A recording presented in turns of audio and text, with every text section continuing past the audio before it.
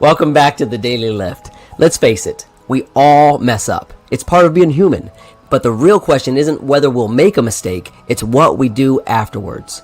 Will we learn from them, or will we keep making the same ones over and over again? Will it be a lesson, or will it be a loss? Proverbs 26:11 paints a colorful picture for us. As a dog returns to his own vomit, so a fool repeats his folly. This message is simple and clear. Repeating the same mistakes is, foolish.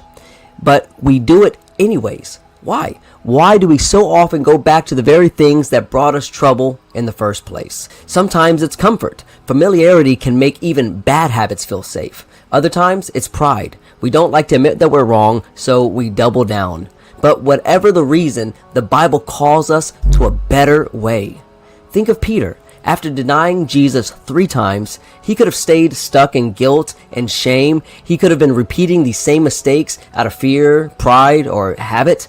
But instead, Peter allowed his failure to teach him something. His denial wasn't the end of his story. It was a turning point. It was just the beginning. And by God's grace, Peter became one of the boldest proclaimers of the gospel.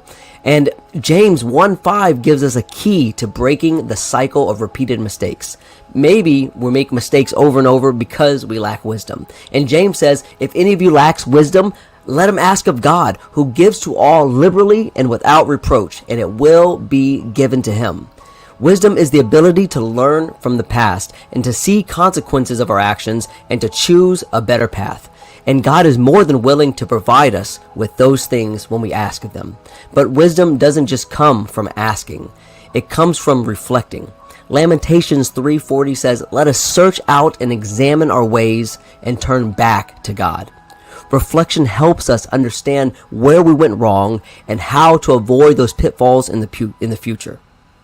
And let us not forget Paul's words in Philippians 3:13-14.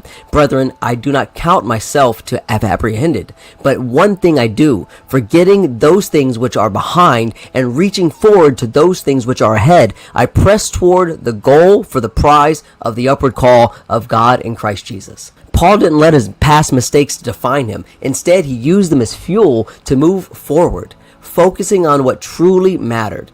And his walk with God and his eternal destination mattered far more than what he had done in his past. So today, let's commit to being learners, not repeaters.